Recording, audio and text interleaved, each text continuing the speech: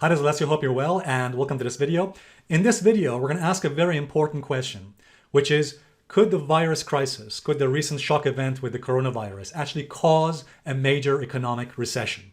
In fact, recently, we've had Janet Yellen, the former chair of the Federal Reserve, say this in an article that was published, and she believes that it's possible that the coronavirus could cause the next recession.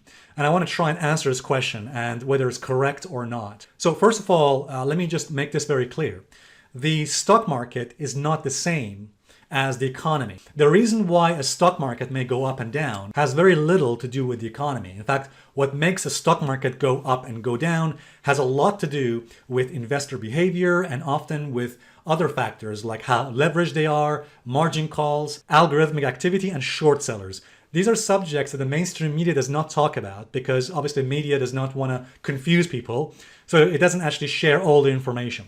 But the bottom line is, guys, that the question we're asking is, could the coronavirus story, could it bring about a recession? But the important point is the stock market is not the same thing as the economy. The two are not the same. Let me just give you an example because I realize some of you may need some convincing on this. Cast your mind back to 2009. 2009, we just had one of the worst crashes in history. The market had just dropped by 50%.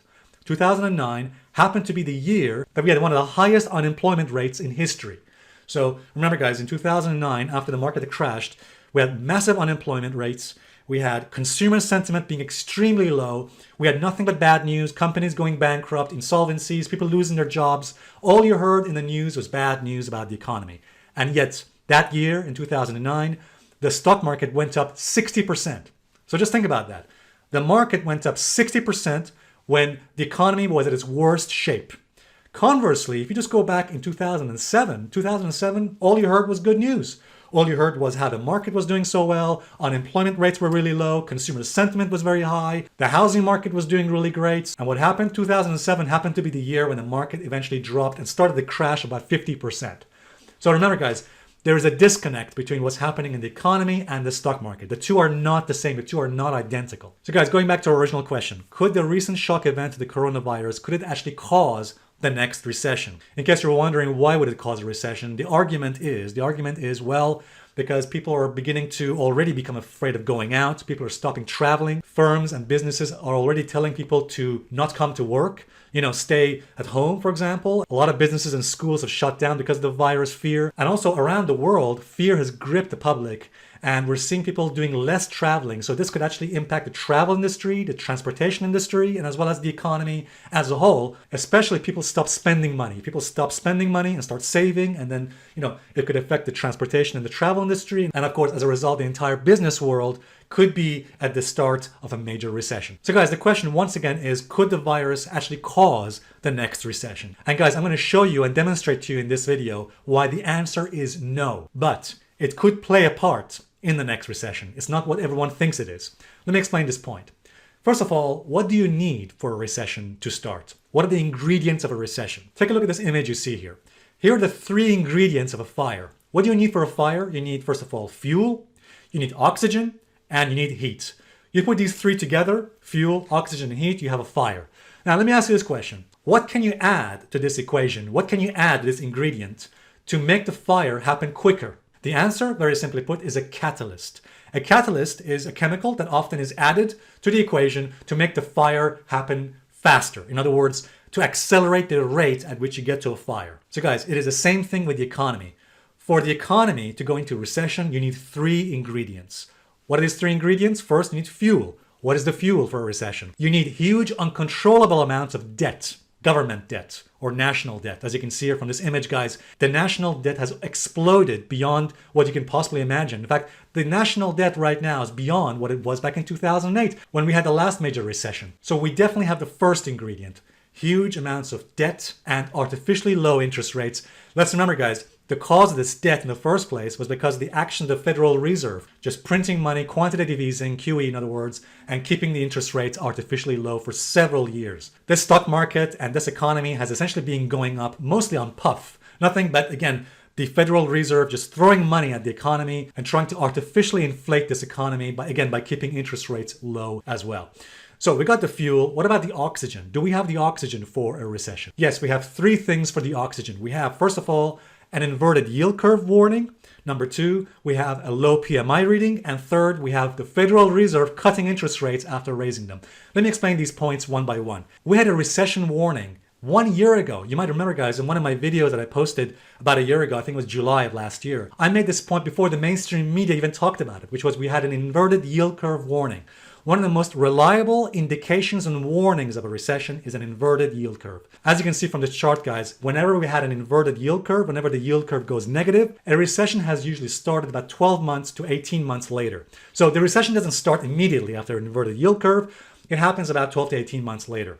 So in 2006, we had an inverted yield curve. The recession started in 2008. We also had a low PMI warning. So we're seeing a decline in manufacturing. So this is also a very important warning, guys. A low PMI. When the PMI goes below 50, it's also giving an indication the wheels of the economy are beginning to slow down. And finally, guys, the third warning is when the Federal Reserve starts cutting interest rates, especially as an emergency. So we've already seen last year the Federal Reserve cut interest rates, and just recently the Federal Reserve once again cut interest rates as an emergency. And guys, let me tell you, here's an interesting article from John Hussman, the economist. He said this 1 year ago, and it's worth reading it one more time. He says, while investors appear exuberant about the prospect of Fed easing, they seem largely unaware that initial Fed easings have almost invariably been associated with US recessions. They're running toward the fire. And very interesting article by John Hussman there, by the way. He was seeing already signs of a bubble 1 year ago, as so did we in our video, as you may recall from 1 year ago. So guys, the signs of a recession have already been there. It isn't just suddenly we're waking up and seeing we're going to a recession. No, we've known, guys, if you've been watching our videos now for almost a year, you've known that we've had the warnings for a recession from over a year ago. The third factor you need for a recession is the heat. What is the heat? You need a heated stock market. In other words, a bubble in the stock market. Well, guess what, guys? As I mentioned to you 1 year ago, as I mentioned to you even recently, about a month or so ago, we've had bubble warnings in the stock market too. As I showed you this chart, courtesy of Jason Geppert, we mentioned that we had an option speculation index going to extreme levels. Again, a very definite sign of a bubble in the stock market. So guys, we've got the three ingredients, right? We've got the fuel, the huge amounts of debt, artificial low interest rates, we've got the oxygen, all the warnings we just mentioned, and we got the heat, a bubble in the stock market. But there's something missing here, right? The catalyst. So what is the catalyst? A catalyst is simply something that accelerates the speed at which we get to a recession or the fire. So what could be the catalyst in this situation that could accelerate the speed to which we get to a recession? Well, it could be, in this situation, the virus crisis. Now, just to give you some context, you may recall 20 years ago, we had another bubble in the stock market. You may remember that was in the year 2000, the dot-com bubble. In the year 2000, we had all the ingredients that you could want for a recession. You had the bubble, the heat, you had the fuel, huge amounts of debt. You also had the inverted yield curve warnings, the oxygen. So what was missing was the catalyst. And guys, what was the catalyst for the major crash that started from the year 2000 to the year 2003? It was the 9/11 attacks. The events of 9/11, the September 11th attacks, they accelerated the speed at which we got to a recession. Why? Because after the events of 9/11, people stopped spending, people stopped traveling, people became afraid to travel and actually go out and spend money. And the events of 9/11, therefore, were a catalyst for that major recession that started back in the year 2000 to the year 2003. So what about 11 or 12 years ago? What was the actual catalyst for the major crash we had in the year 2008?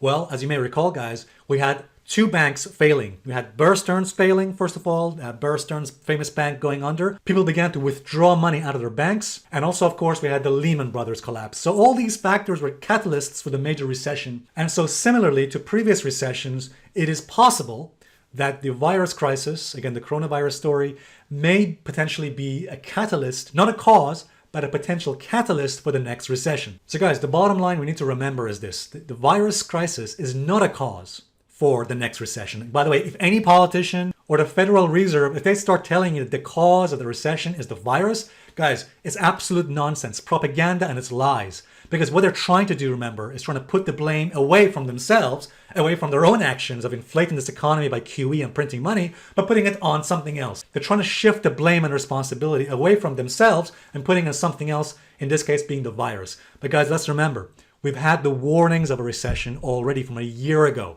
All the ingredients that I mentioned to you, from the inverted yield curve, from the low PMI, from the Federal Reserve easing, and the huge amounts of government national debt exploding, and also the bubble, the massive bubble in the stock market, all the ingredients for recession were there a year ago. So it's a complete lie and propaganda by the Federal Reserve or politician to say, oh, this virus is responsible and a cause for the next recession. That's not true. We should not believe them. Now, before I finish the video, let me just say this. We don't actually know for a fact that the virus is going to actually act as a catalyst for a recession. We don't know actually it's going to have an impact or not. Is it possible that it could actually act as a catalyst and accelerate the speed to which we get to a recession? Especially people stop going to work and become more afraid to travel, and especially people stop spending money and start saving.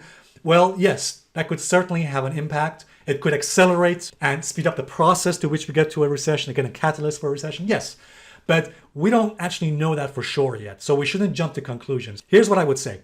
Pay very close attention to what happens in the next few months with the unemployment rates and the consumer sentiment. Because usually before a recession begins, consumer sentiment peaks. So if we see a peak in consumer sentiment, if people become, less optimistic or less confident about the economy, that could actually be a significant factor that we could be heading towards a recession. The second factor is if we see a gradual, consistent decline in employment rates. So if unemployment rates begin to rise and we see a drop in employment, that could also be another factor, especially if it happens over the next few months. All right, guys, so I hope this video has helped. And if it has, please give it a thumbs up. And also please subscribe for future videos. Thanks very much. I'll see you guys in the next update. Bye for now.